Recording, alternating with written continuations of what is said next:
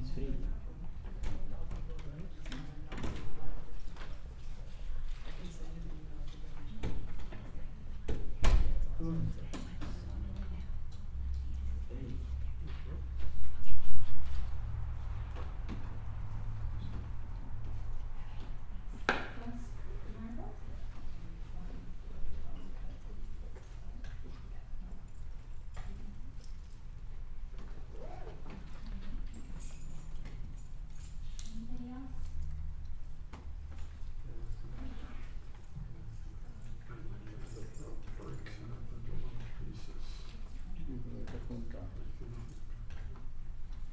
Where's the outside light? Put that inside.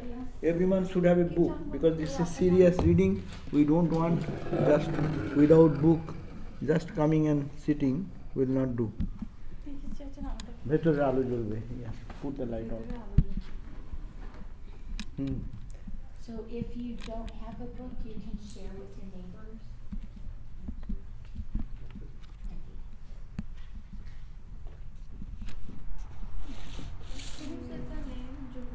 You need more books? Anyone needs more? If you don't have a book, sit next to somebody who does have a book. Achha, you have or you are gone or keep it with you now.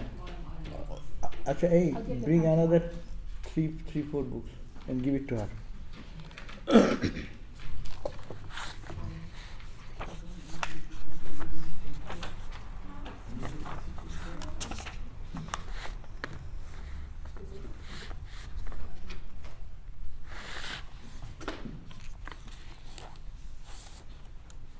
It will fall down.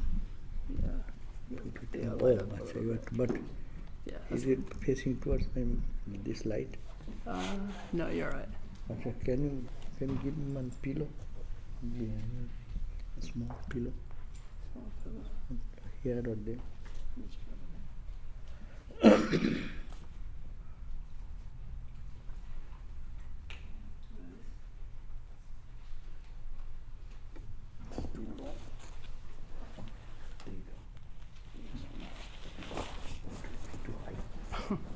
It will be too high.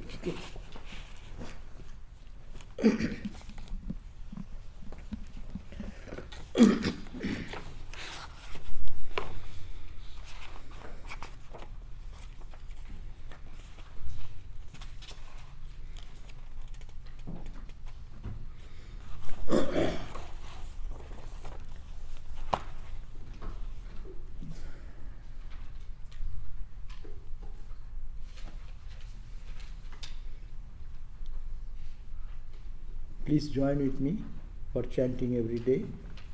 Om Sahana Bhavatu. Let me say first, then you all join together. Om Sahana Bhavatu.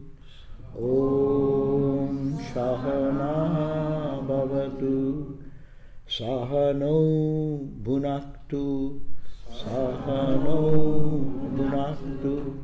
Saha Viryam Saha Viryam Karavavahai Karavavahai Tejasvi Tejasvi Navadhitamastu Navadhitamastu Ma Vidvishabhai Ma Vidvishabhai. Om Shanti Shanti Shanti. Om Shanti Shanti Shanti. Om Asatoma Om Asatoma Sadgamaya Ramaya Tamashoma Tamashoma Jyotirgamaya Jyotirgamaya Mriturma Amritangma Amritangamaya Amritangamaya Avi Oddakanya. Om Shanti Shanti Shanti. Om Shanti Shanti, Shanti. So we'll chant these two verses, but better the second verse. Then its translation is also easy. O Lord, O Lord, lead us from the unreal to the real. Lead us from darkness and ignorance to light and illumination. Lead us from death to immortality. Om, peace, peace, peace. So I wish that you all should have a book. Everyone got a book? There's more books if anyone likes. If not, have a book in your hand, that will help you.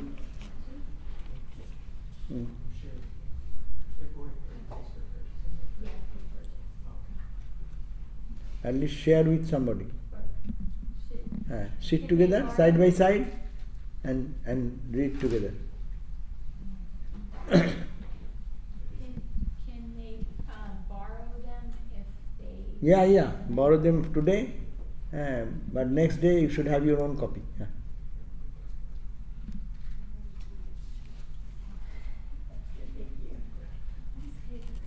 Okay, this is a very, why I am doing this, because I have tried so many years to give the class and nobody have any book or anything. It is not a book to be read in that way. You read the book, listen something and go away. Yeah, it is not so easy a book to read. And this is a very serious book, and it is one of the... আরে করে দিয়ে গেল, তুমি কি change করছো? সে পুরো মাথা কাটা যাচ্ছে, কিছু ছবি তো পুরো দেখাও আসছেই তাদের, না। এই check it, the head is ও getting পারছে cut. না করতে, ও বললো যে ক্যান ইউ চেক ইট, সেই জন্য আমাকে তাহলে বললো। আমাকে সরিয়ে দিতে হবে, এবারে মাথা কাটে কিনা দেখো। হ্যাঁ, বেটার আসছে। তো এটা পড়ে না যায়, let it not fall down also. This light is half outside.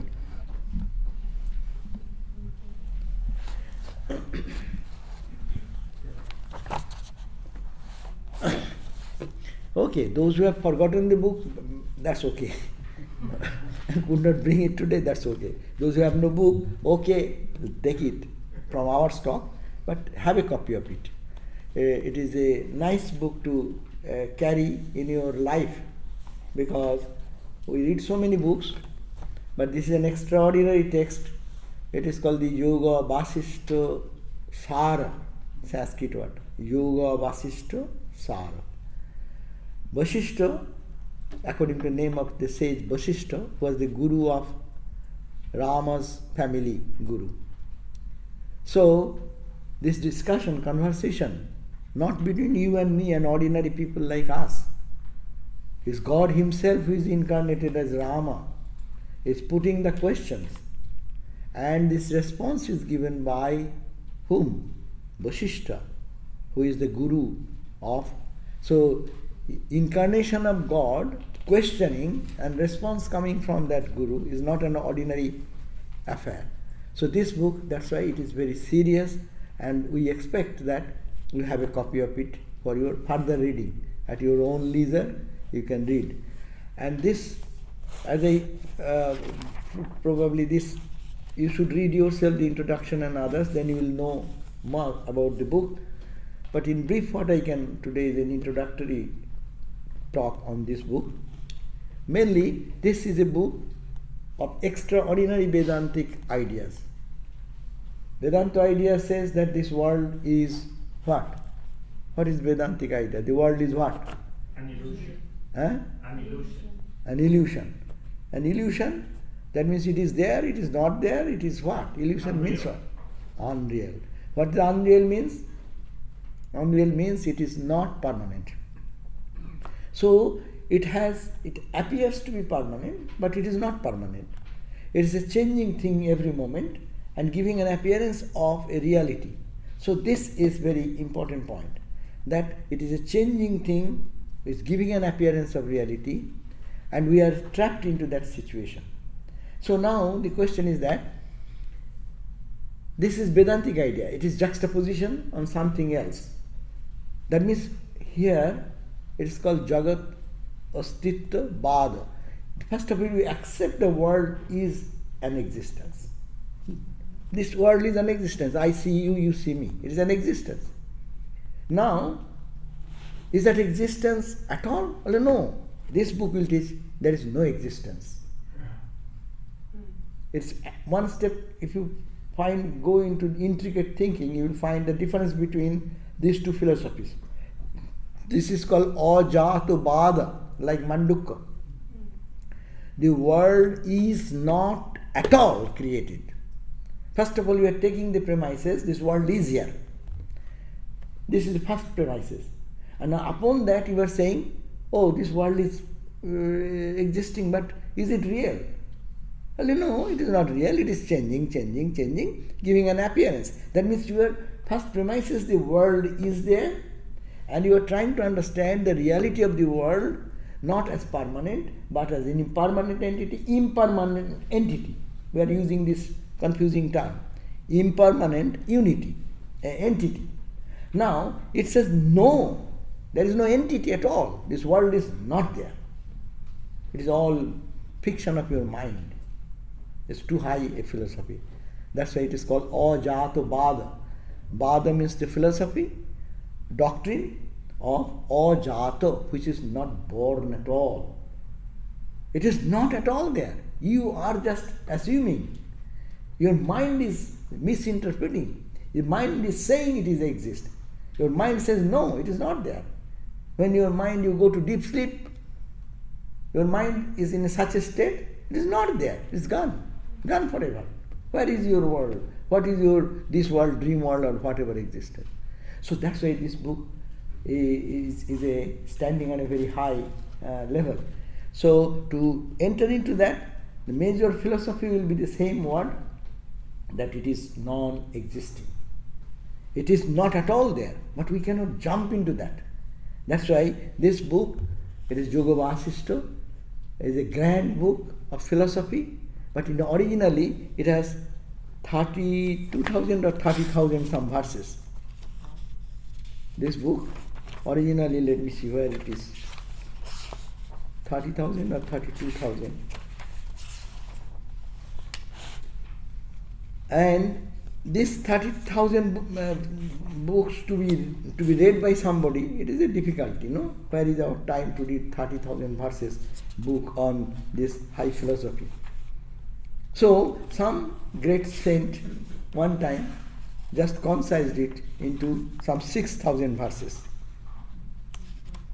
which is easily, at least we can think of that it is probably possible that we should read it. And then another unknown great saint has concised this into 223 verses. And this is that 223 verses out of 30,000, scanning to limitation of 6,000, and 6,000 to 223 verses. In original Yoga Vasishta, there are very anecdotes. They have been to make us understand the reality of this universe as nothing. They have taken many illustrious stories, and story within story within story. So it is all showing that is all your mental imaginations going on here. And that with stories and philosophy. Stories and philosophy. Now, this book has no story. It is only philosophy and philosophy and philosophy. And highest of the Vedanta philosophy has been expressed in Yoga Vasishta. So it's a very serious book. It is just, it says, Yoga Vasishta, you turn page XXII. In the top side go XXII. Got it? No. Yeah. Where it is forward to Bengali edition. On the left side, this page. Got it? What it says?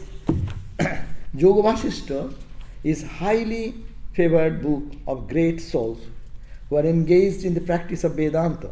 It's a book that they hear recited frequently and reflected upon with deep reverence. So this is that book. It is very much deeply respected among the monks and monastics who wants and the sincere seekers of truth, and it is practiced for the reflection and meditation. I say, once, this is the glory of this book, once a North Indian monk, about 100 years old, introspective by nature, he continually engrossed in Vedantic discrimination, what is real and unreal, observed. What he observed? That these essential teachings are given in the Yoga Vasishta. According to this book may be treated in 3 levels. So he says, according to the aspirant's level of understanding, where one stands, according to that, this book will appear suitable for listening. First we listen. It's a nice thing to learn about the higher philosophy. First listening. Someone will not be satisfied by listening. He will start thinking, oh, what does it say? Is it true? He'll be reflecting. And then for some, it will be a book for manana and then meditation or deep, I call meditation, but meditation is not the technical term here, it is called nididhyasana. But this is for deeper contemplative attitude towards paying attention to the teachings. So this same book, according to the capability, student's ability, this book will inspire him to just listen to this and get absorbed, and then not only happy there, they go on reflecting on that for another category of people, second stage.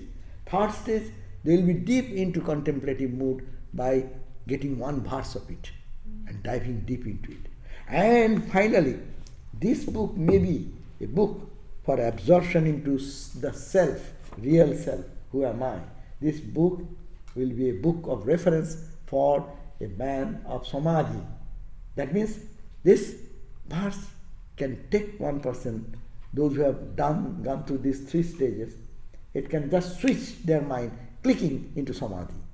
So this book is so important that it can be taken by all categories of the spiritual aspirant and the siddhas who are samadhi. They have end, but we are using the term samadhi. It is all difficult because we use the same terminology in yoga. It is not Patanjali yoga we are reading. Patanjali yoga and Vedanta has a difference. Patanjali yoga is your cleaning the mind, reflecting on some divine item, and then going through that process. All the vikshepa or diversity will be released and the mind will be calm and serene. Here mind is negated, no mind at all. So this practice is really, really beneficial for all categories of students. The same verses may be a source for listening.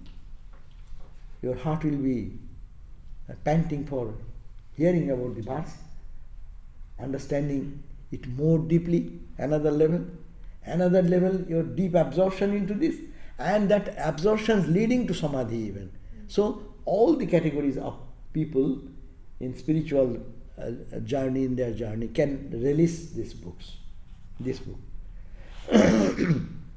So that's why he has gone into next few lines. To a yearning soul who wants to know about life, meaning of life and beyond, this Yoga Vasishta is like a book of instruction.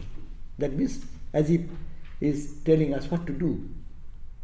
As we go on, these 223 verses, every verse will guide us what to do. But to a person who have expert in analysis or discernment or discrimination, who is expert, unreal, real or impermanent, permanent, and all this basic philosophy he has dealt with so much that he goes into level of analysis. He need not have to be the first stage, the instruction. There is no instruction. He is already adapted those instruction in and created a mind which will analyze things. And then To one, that Yoga Vasishta is like a book of reflection. And the third stage, to one who practices meditation, the Yoga Vasishta is like a book of contemplation or nididhyasana. And to a knower of truth, this Yoga Vasishta is like self-absorption. So, these are all glorifying this book, no? This book is glorified by the saints in this way. And another glorification is coming, very serious glorification, that if you can read this book only 3 times with full understanding, then you are totally liberated from all bondage. Who says? Not me, not any saint, not any sage. The Vasishta himself, the teacher of Rama, he says, see the next bold lines. The sage Vasishta said, the one who can reflect on this book, not superficial reading. That's why I insisted today that all of you should have books. It's not superficial reading is like that, you will read like a novel. And people say, oh, I have read this book. I have read that book. Are reading not the question, that's not for spiritual life. Reading is a very superficial thing. Superficial thing is necessary at the beginning. You read the Gita, okay. You read the superficial. Oh, Arjuna fought this, that, and seeing the army and this, that. The basic thing. Oh, Jnana Yoga, this, Sita Pragya, this, that. Overall you go, I have read the Gita. You have not read Gita. It's just only a cursory view of the Gita. It's for the beginner, very beginner. Now, you adapt each verse, whether it makes sense, understand it in its depth, then gradually, you will not be moving that fast. Oh, I have read the Gita. No. Then you go much deeper. One verse, you can take 7 days in one verse. You're getting deeper into it. So similarly, spiritual texts are like that, and this book particularly because it is dealing with a mindset which is pure, extremely pure mind. Total detachment for the world has come. Rama's mind, you have to understand. This advice was given to Rama. Rama's mindset. He is not finding pleasure in his kingdom. His father was asking him to come down to be the king of the of his emperor. But his mind is not that. He is totally absorbed in some other level, detachment, dispassion for the whole universe. The criterion of this necessity of God realization is that when total detachment comes from the world, then the mind runs to the truth only. As we say, every day we meditate. Why we cannot meditate? Because our mind is hanging on to this thought or that thought or that thought or that thought. Suppose I have nothing to hang on here. You feel frustrated. You feel frustrated means not a negative sense. Frustration means experiencing the hollowness of this everything. When one gets into idea that nothing here can entertain me anymore, then that mind is seeking for the truth. There, this verse, one verse like an oyster, a drop, Ramakrishna said, raindrop comes from the heaven and the oyster puts his mouth like this, and a drop comes, he shuts the mouth and goes down deep into the ocean and then make it a pearl. So that is the type of mindset necessary. Total detachment. Total disgust. It's a negative term I'm using, but I have no other alternative words to use. Those who say, I'm happy with it, not this book is not for that. I'm happy with what is going on, eating, sleeping, dancing, drinking. Okay, you are happy, be happy. No problem. But this book is not for them, because they will not relish it, neither it will make any meaningful contribution in their life. But who experienced all these things, who saw what this life can give, who have enough drinking, who have enough drug, who have enough all these things, and money, wealth, enjoyment, experience, sadness, goodness, all done. Where is peace? Where is peace? That mindset is necessary for this book. Then he will just like, it will be like a getting one drop of that, this thought will just make his life blessed as it were. So this is the mindset necessary to understand this book. But as he has said, not necessarily we should be in the extreme state of mental condition, but we are where we are. We can utilize it as a reference book for as the book like this book, instruction. The Vasishta is instructing to Rama. So I am also a student. I am like a student. What Vasishta says, I shall try to follow. He has divided these 220 verses in 10 chapters. If you go to the content, there will find the detachment chapter. He is talking in this detachment. That will be on the page before the chapter starts. Page 1. Before page 1, there will be content. You go to the content page. Then you see the chapter 1. As if Vasishta is teaching us, okay, detach. And this detachment is, next he is talking about the unreal nature of the universe. Just look at the world. It is unreal. So why? I can take it as a lesson. I can listen to Vasishta there, get these verses and try to think in this line as a student in the first stage. Second stage person can take one verse and sit and meditate and think of deeper thinking. Forgetting, like we do meditate on our Ishta Devata. We get our mantra, we meditate on our Ishta Devata. You take a mantra, and then this mantra is your Ishta Devata, as it were. You just reflect on it, go deeper and deeper and deeper. If you go deeper, you will find Brahman, nothing else. In whatever way you start analyzing, if you go deeper, there is only one place to go. It will touch the base, touch the ground. So, like that, the self-knowledge. What is self-knowledge? So, if we read like that, dissolution of the mind, destruction of the latent impression, our mind is the cause, so how we can destroy the mind? How I can destroy my latent impressions, which is called the samskaras in my mind. So, contemplation of the self, you practice that, and then ascend by your mind in the process of purification. Like that. In these 10 chapters, all the verses can be taken as an instruction. Some take the same verses as a point of reflection. Another with a deeper contemplation, nididhyasana. And some inspired, realized soul, they will take these verses as a reference of their own illumination. So, so this book is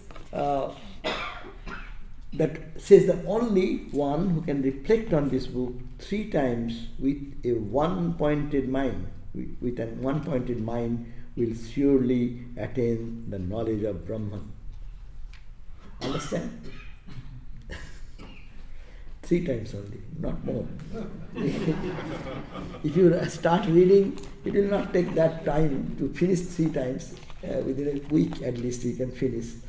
But it is not that type of what they are saying. Reading means not reading, but going into the depth of understanding and feeling. It is Ramakrishna said. Someone can talk about milk. Someone can see milk from a distance. Someone can take milk and drink. Someone drinking the milk and absorb all over the body. Many people, you take milk, no? But your system does not take. What you take nowadays? Soy milk, lactose free. So milk taking is not good. If your body does not take, it is creating trouble. So Vedanta is not good. Yoga Vasishta is not good for that. If that system, you take one and it revolts in your system. It should absorb into the system. It will go into it will create such thrill and understanding. Wow, what we have heard. Wow. Like say, I gave you the story of our Swami Adbhutananda, listening to this story, talk of that great scholar Tarasar Pandit in the Albert Hall in Calcutta University, and when he referred to the Upanishad verse, that line, and he jumped out of the bench. He does not understand Sanskrit. He is not a scholar at all. Ramakrishna's miracle. Most illiterate village boy came to Ramakrishna. And he heard the Sanskrit mantra from the mouth of the Pandit, referring to the Katha Upanishad, and trying to explain that verse. And he was sitting in the audience with Swami Sarvadevananda. He jumped out and he said, "Hey, this rascal Pandit has said the right thing, He has said the right thing." And he is getting embarrassed in the hall, everyone is listening, and this rustic monk standing up and saying, "This rascal Pandit," what type of statement is rustic language also. But anyhow, because it has resonated with his understanding. When he said, "Peel off all your outer coatings, body, mind, all intellect, ego, and then the self will be separated out." Hearing this, because he has done it himself, it resonated in his mind in such a way he could not sleep whole night with that joy. And poor Swami Sarvadevananda, who is a cultured Swami, he has to pull him out of the hall and take to Belur Math back from Calcutta. But he could not sleep whole night. So this is the excitement that comes for a realized soul. No? So this book, that's why it is very important that it should be read with deep reference, getting into deeper contemplation, analysis, questioning, asking and understanding more and more. You may find that we know the basic ideas, what have been. All Vedanta books will say the basic things. But is a special approach is to absorb this idea, this world is not there. First of all, we accept the world is there. That is the premises. Because we eat, we sleep, we cry, we weep, we get angry, we get emotionally upset. That is the fact of our life. And to say it is all mind created, how can we take it? If anyone says, we'll say he is a crazy guy probably, telling me this world is all mind created. I have created the whole world. Can you believe anyone here sitting? That you have created the whole universe. Sun, moon, stars, me. I am talking. You created. Your mind has created me. Talking like that. You are sitting over there in yourself in this way. How? My mind is creating myself, the sun, moon, stars, you, all people, your smile, your anger, your frustration, your everything. I created everything. It is created out of my mind. It's a mind-boggling thing. Mind cannot take this. It is too high to accept. But ultimate truth is there. When really one realizes the truth, look at him or her. The whole world vanishes. This gross goes away. This subtle universe, heaven concept, everything goes away. Your I also goes away. And the what is called the salt doll into the ocean. Could not find anywhere but nothing. Who will say even there is an existence? Who will say there is an ocean? To say there is an ocean, one ego is necessary. That total merger of the ego. And that is the real state. That is me. That is you. And when you come out of it, it is your mind which has created the whole cosmos. God, even in this book will say, God and all are my creation. My mind has created. So that's why it is a very high level of book. So, but we can relish it, we can understand it, because that is our real nature. Ultimate truth is absolute truth. But the approach is a very strong approach. You kill the mind itself. Destruction of mind, dissolution of the mind is the only remedy to get out of all your pain and suffering. When we get totally upset, and lost. Who is getting lost? Who is getting upset? Your mind. Your mind is agitated. When your mind is cool, you are a different person. When mind is agitated, you are a different person. So what is creating you so different? You are the same one person. In one incident, you are happy, peaceful, joyful, smiling. Another point, you are crazy, you are jumping, you are bounding, you are smashing the glass and this and breaking this and that out of anger. What? Who is doing that? Your body is the same body. Your mind, in one state, it is forcing you to act like a monkey. Another time it is like a donkey. Donkey, monkey, or cow, ass. So all types of behavior, this body is a slave of that. Who is the boss here then?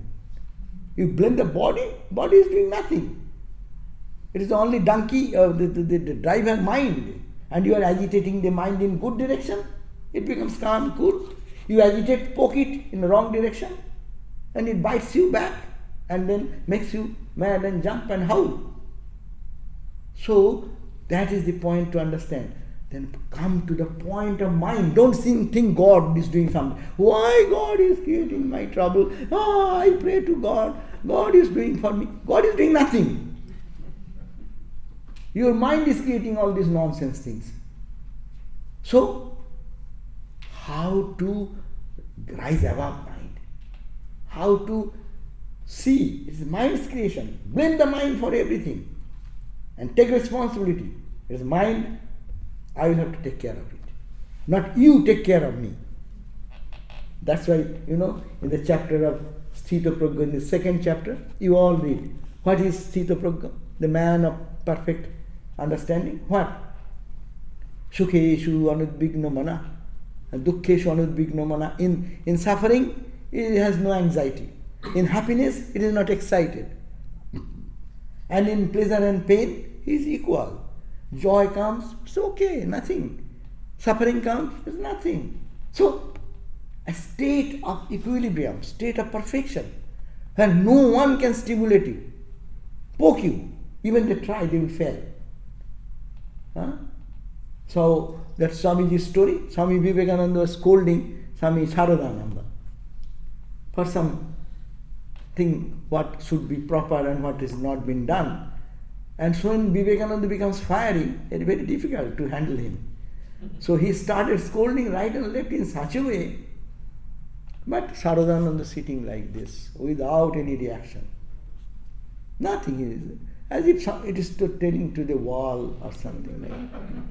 So after some about long hours of scolding, which no one can take, then Swami Vivekananda said, "You rascal, go!" So he stood up and went away. Then he said, Swami Vivekananda said, "Do you see how Sarvadevananda is so calm and serene? He keeps the infinity with him all the time. That's why he is not agitated by anything." He appreciated, look at it, because Swami Vivekananda is Vivekananda, he knows that this Sarvadevananda is not like a dull idiot. You can give 20 blows to an idiot, he will not understand that it's a blow. No. A scolding, he will not understand. But sensitive person, one word you say, he will jump like a monkey. Is it not? As you sensitive, as your machine becomes sensitive, one word you use it, it will stimulate him. It is the sattvika, nature of the sattvika. When it's dull, tamasika, you put a hammer and strike a piece of iron. No, it will have no reaction. You hammer, it will make a sound only. Nothing happens. And the state of samadhi, that there will also no reaction. So this piece of iron and the mind of sensitive mind of a superhuman person who is in samadhi are the same. Here mind is dull, it has not awakened at all. And here is a mind very sensitive. With little thing it will get. But Sarvadevananda Swami is keeping his mind beyond that level. So what is being said here, it is entering in here, going out, it is not affecting his mind. Mind is totally, it's a monoloya. That is the example of this book. Established in the self-knowledge. That is the point. And it is to be achieved. That is the goal of this book. So, mind. And this whole book, its focus is on mind. It's a book of psychology, you can say. If you have named it differently, then many people would have come. What name can be given to this class? Some psychological balance or imbalance. How to balance the imbalance psychology. You can suggest some name. Advanced psychiatry. Advanced psychiatry. So, Mind of God. Yeah. So anyhow, so this is the point. This book has such depth and profundity, and it is our problem. It is our problem. The world is every day testing me, and I every day cry to God that I am a failure, O Lord. I am still poked by something, and I get a mad idiot. I have no control of the mind. I have not conquered the mind yet.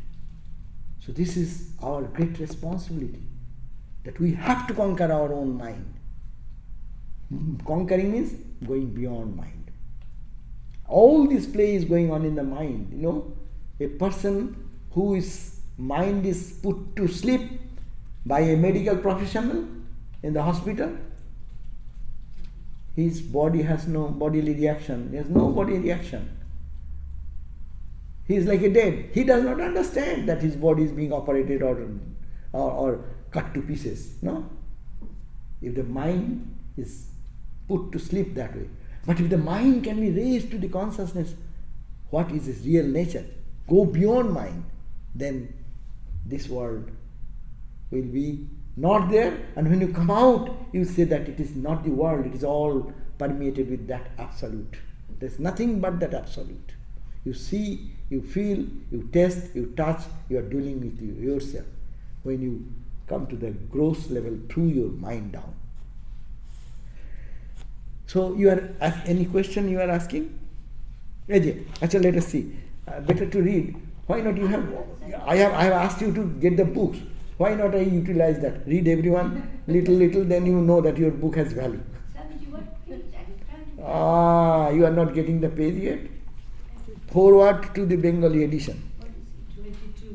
22. Not in the not in the page bottom side. Roman. What do you call it? It is not Roman. XXII. Acha, now please start reading. You have a book. Read. Let us read.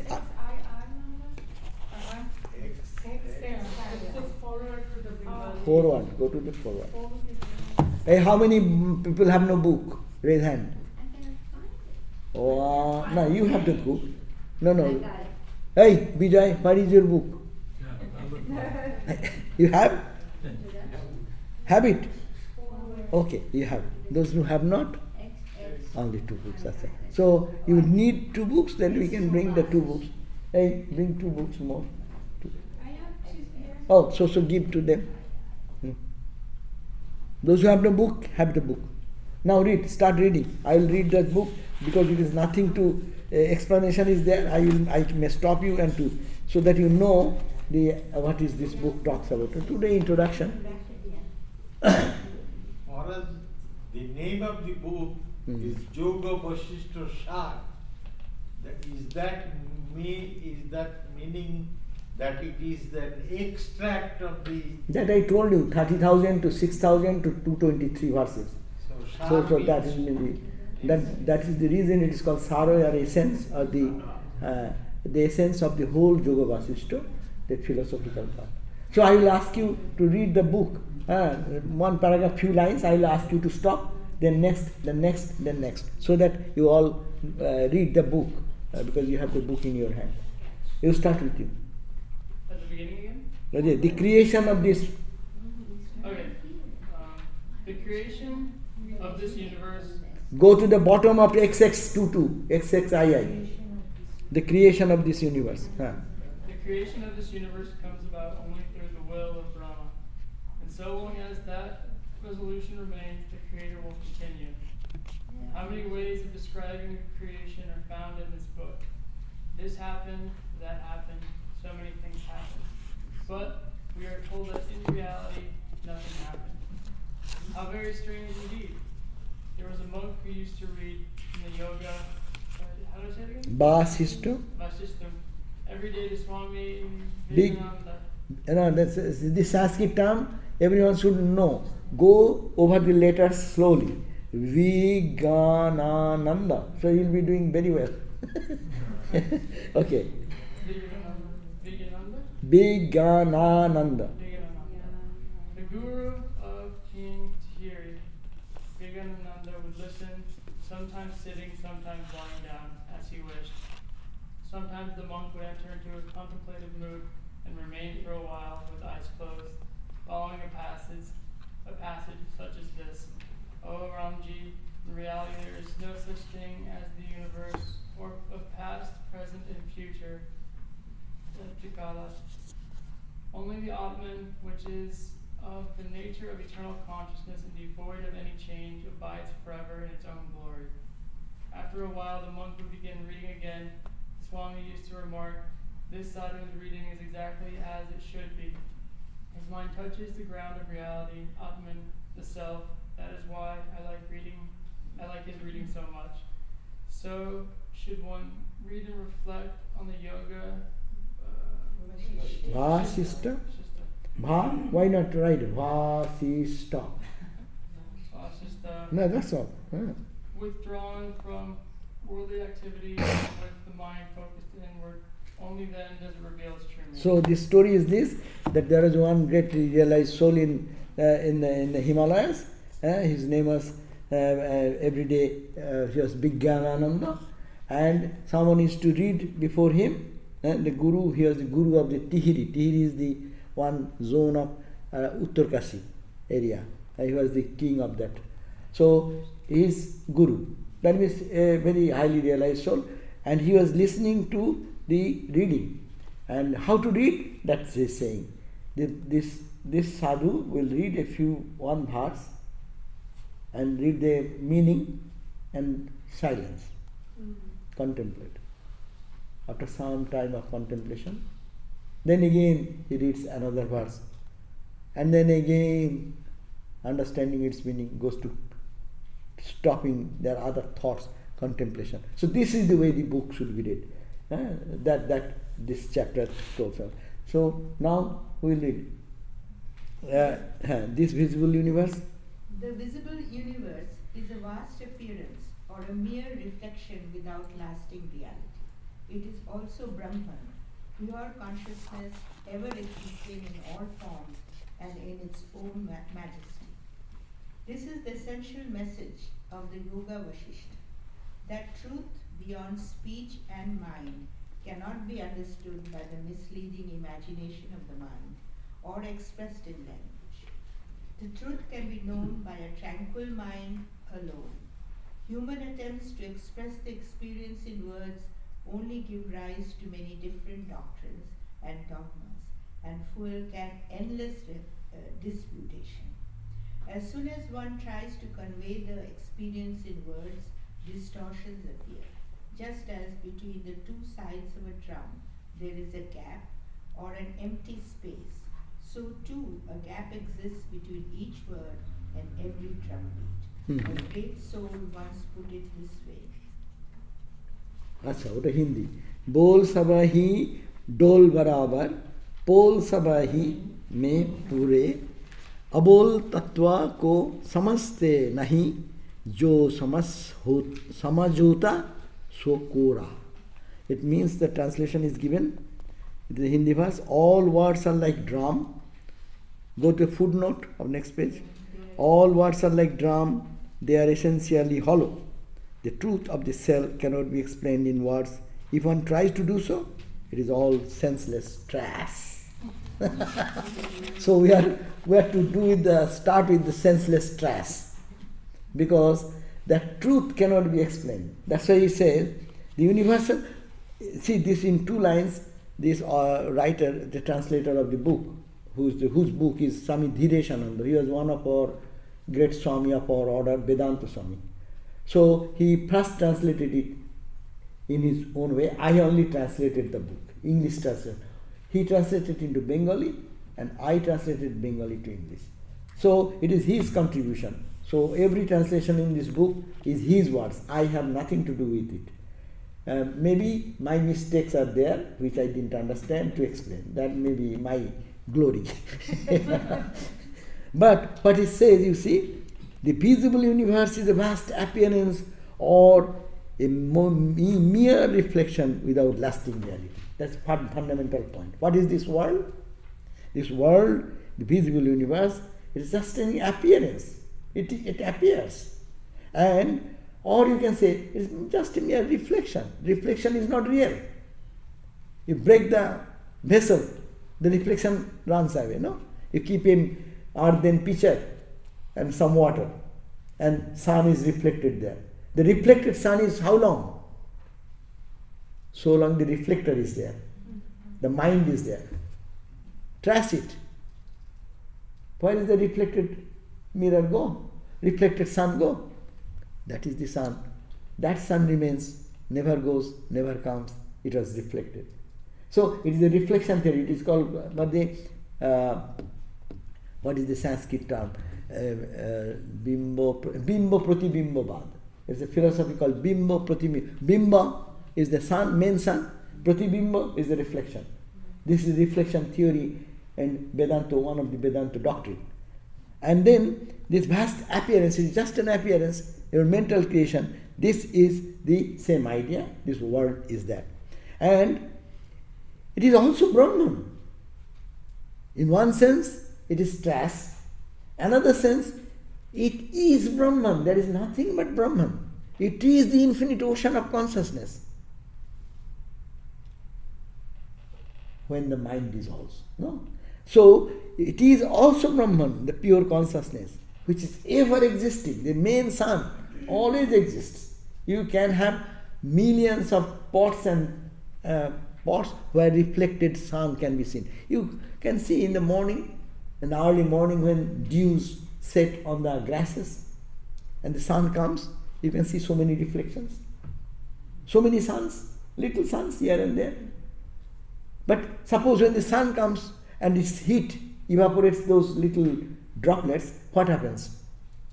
What remains? The sun, only sun. So this reflection remains so long there is the droplets. So this is essentially the message of the Yoga Vasishta, and the truth beyond speech, and also another. Then whenever you express it, this is the essential message. So message is that it is an appearance or it is a reflection. This reflection, even it is mere projection, mere reflection, but it is all Brahman. But then why so many philosophies? Because you want to express. When you express, your mind comes into the picture. And when mind being in between, it translates it. And every translation is a trash, as I said. Because translation, how better translation or best translation you do, you cannot do justice with the original. Original is original. So that's why he said this is the essential message, but the truth beyond speech and mind cannot be understood by misleading imaginations of the mind or expressed in language. Whenever you express, you defile it. Ramakrishna said, Brahman cannot be expressed. Everything has become defiled by expressing, but Brahman cannot be done, because if it is done, then it is a defiled thing. That means the infinite, how can we express to the finite language? How your mind can do justice, which is limited, to express the infinite? It cannot. Mind have to die. That story of Ramakrishna's story, the frog jumping the wall. So this is the second. Now who is there? Read words. Go quick. Words and drum beats are alike. Both exist within a greater void. No one can express the truth that lies beyond words, and that which is expressed by words is ultimately untrue. Vedanta focuses on direct realization of the Atman and on total liberation, moksha. It is necessary to ask what direct realization of the Atman means. Atman is not an object of sensory knowledge. Atman is self-luminous, svaprakasha. By definition, You can avoid the Sanskrit terms. Read only the English one. by definition, it's there again. Svaprakasha. Something illuminated by anything else, but that which illuminates all other objects. Then how is the direct experience of the Atman possible?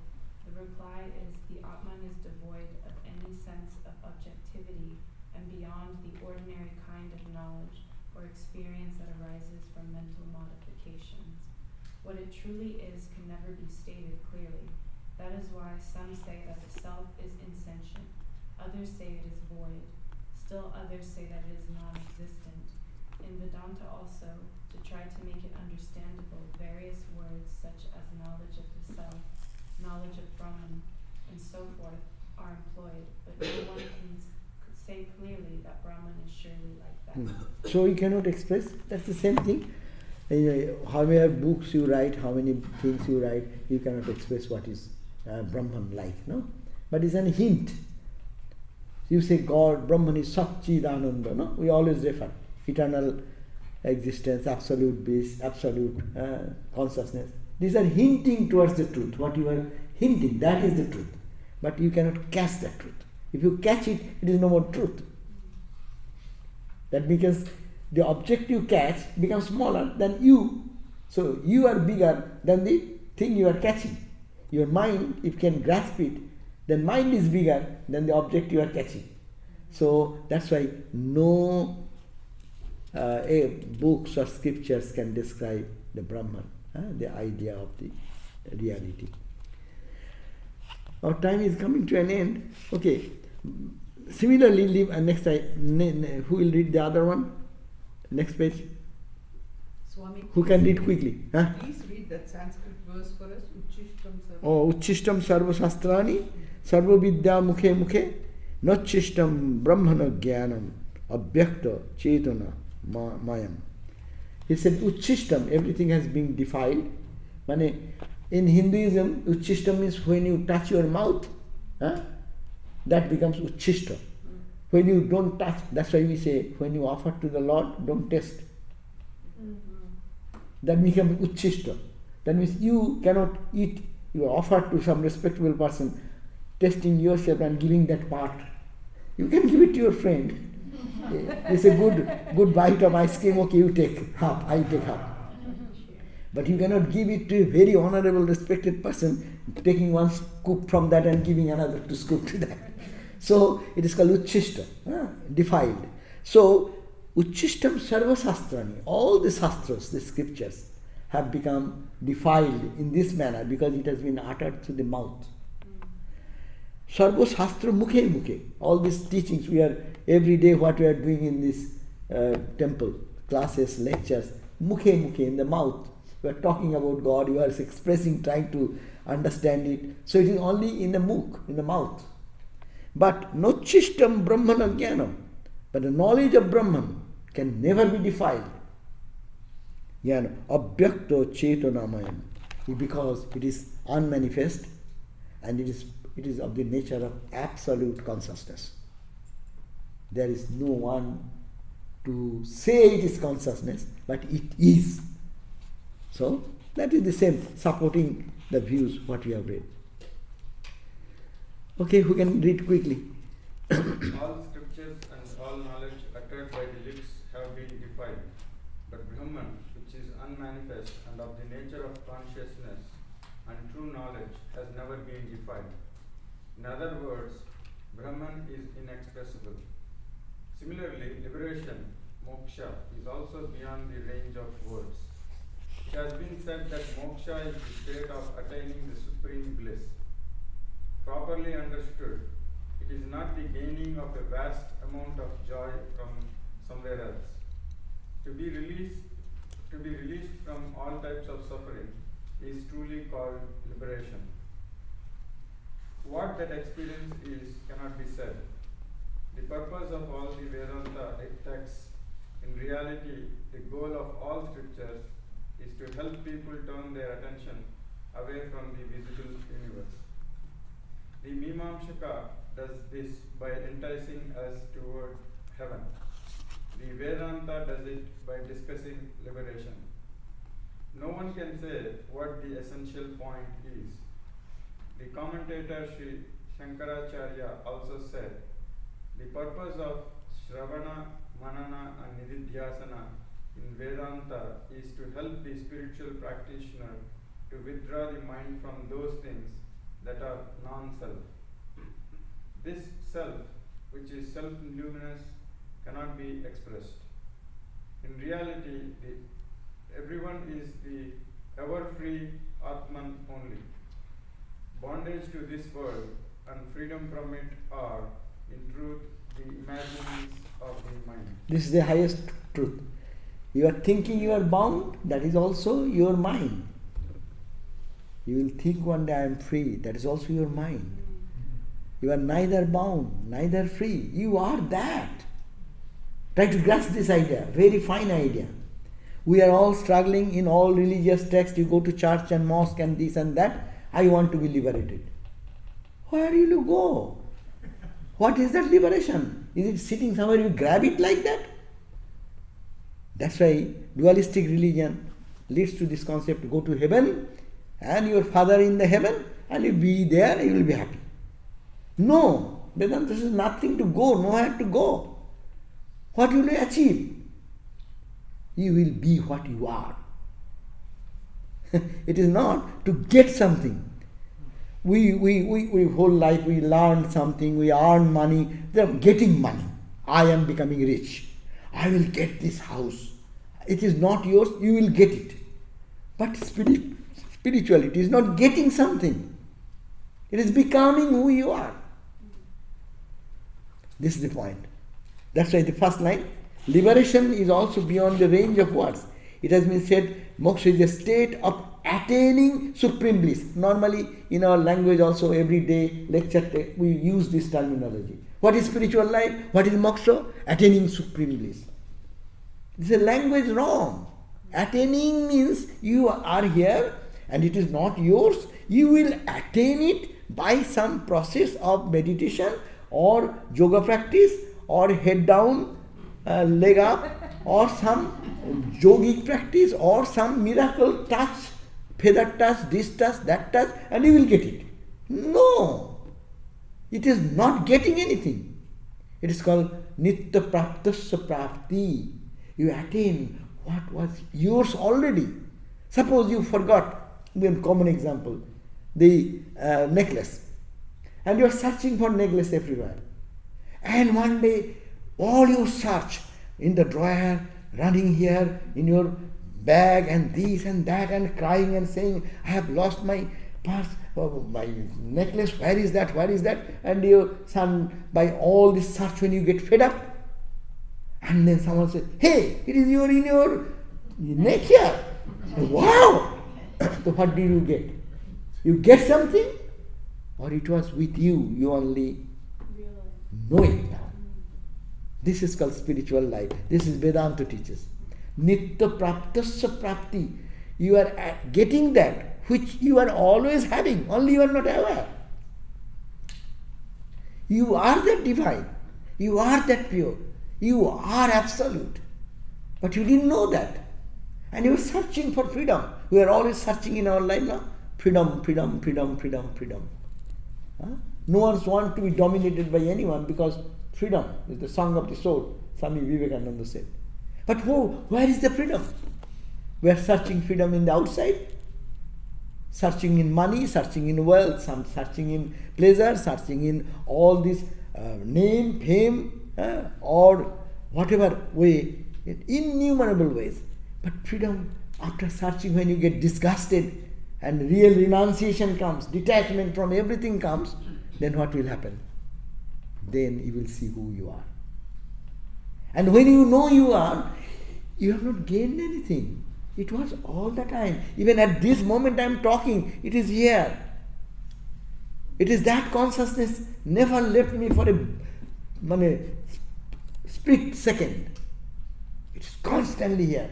In my waking, in my dream, in my sleep, in my all modes of life's experiences of happiness, pleasure, pain, anxieties, worries, all are happening where?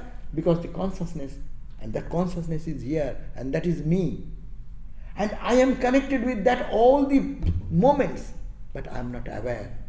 By this getting experiences of life, going through all search towards freedom here and there and there, and one day we understand, yes, it is here all the time. And I am searching thee, O Lord. And Swami Vivekananda is in search of God. That poem, read it. They exactly says, I was searching hill and dell and mountain, cave, and everywhere in search of you, and everywhere I found God is saying, it is not here, not here, not here. And one day, suddenly, I heard a voice ringing in my heart, oh Lord, and I think, oh Lord, you are here all the time, present. And I was searching thee in hill and dell and mountain caves. And that changed my whole vision.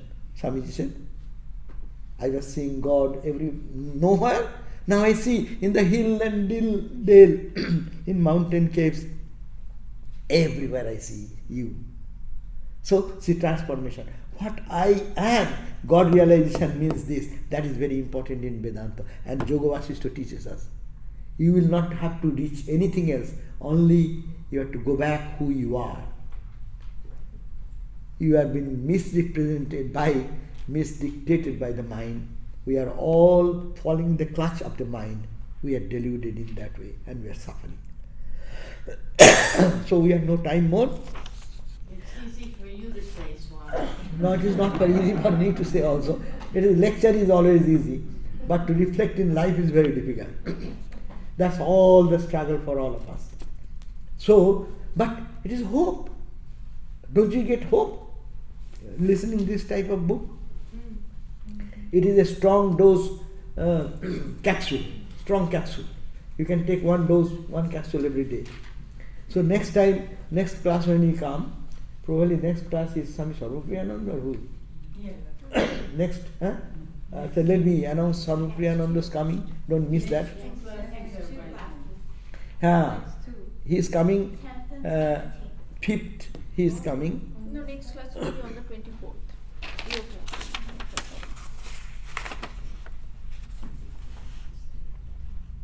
Oh.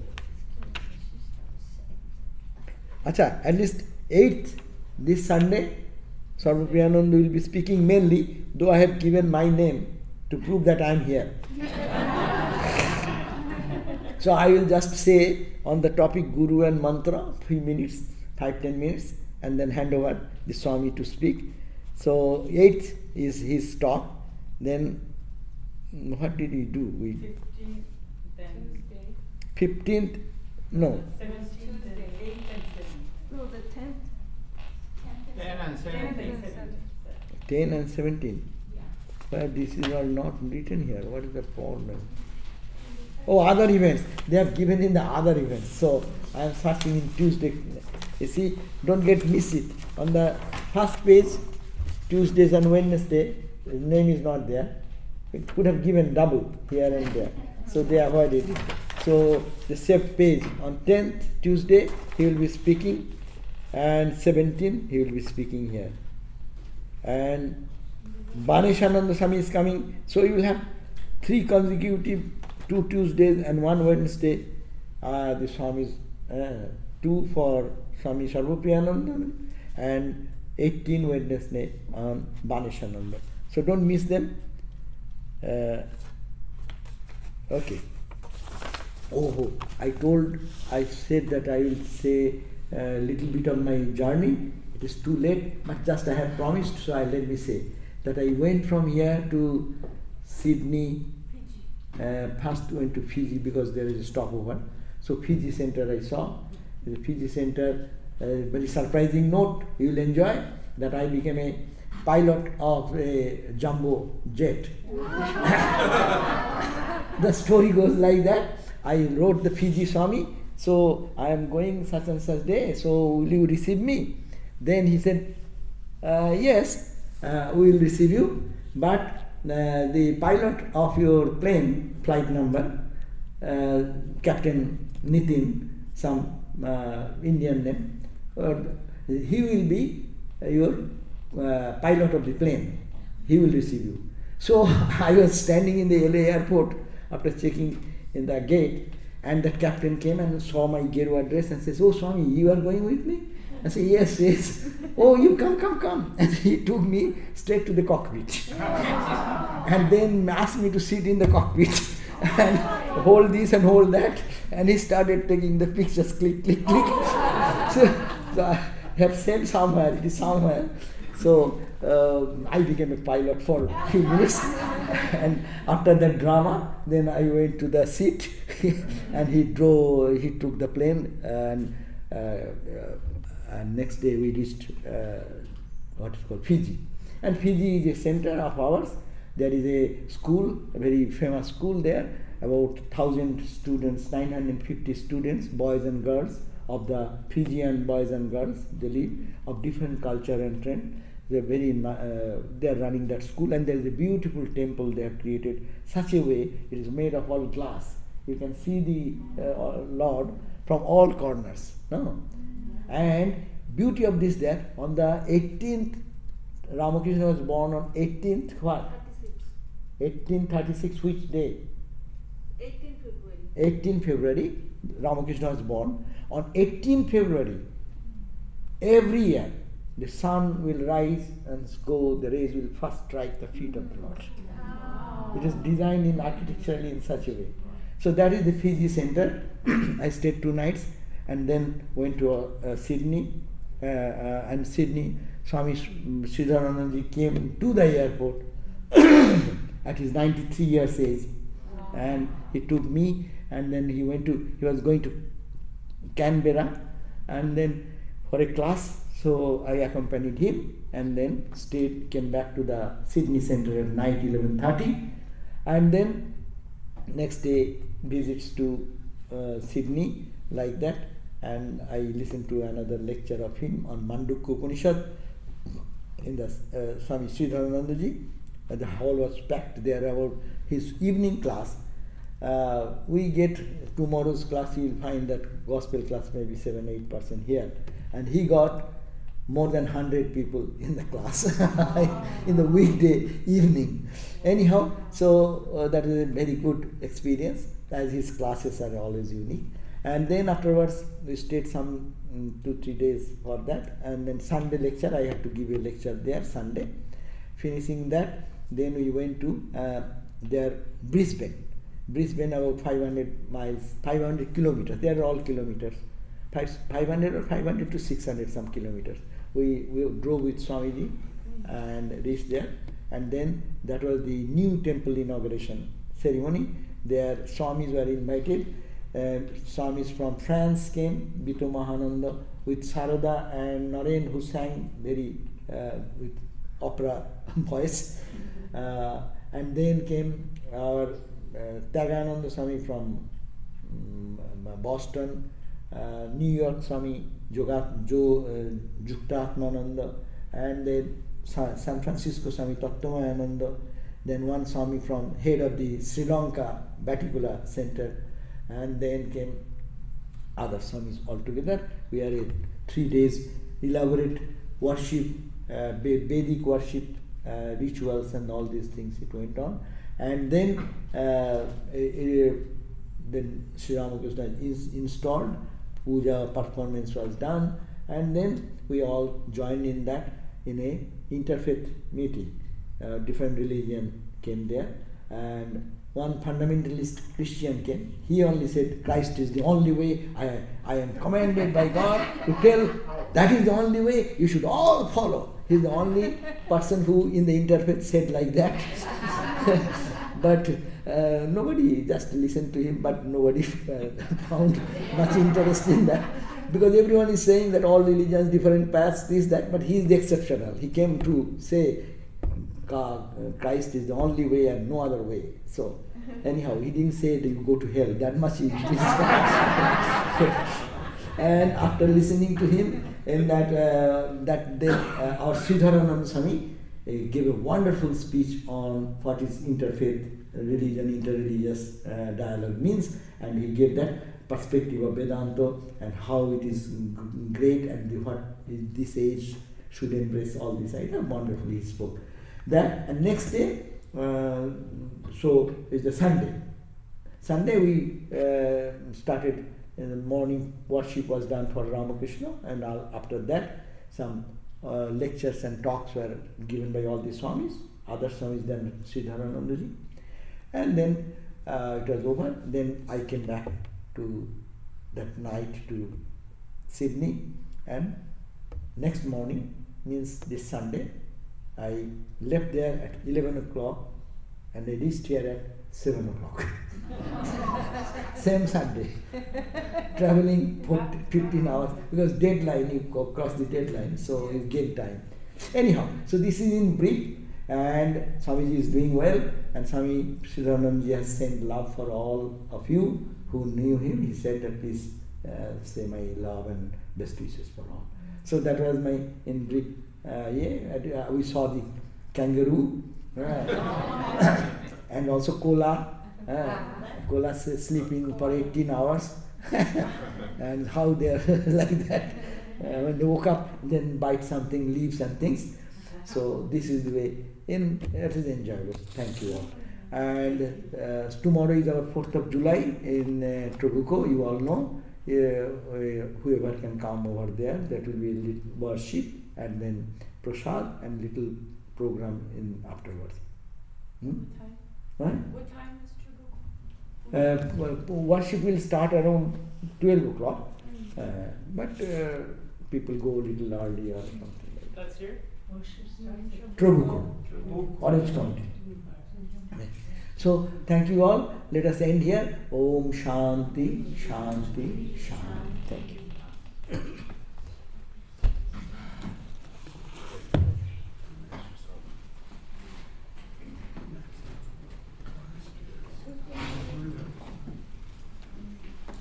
Good work.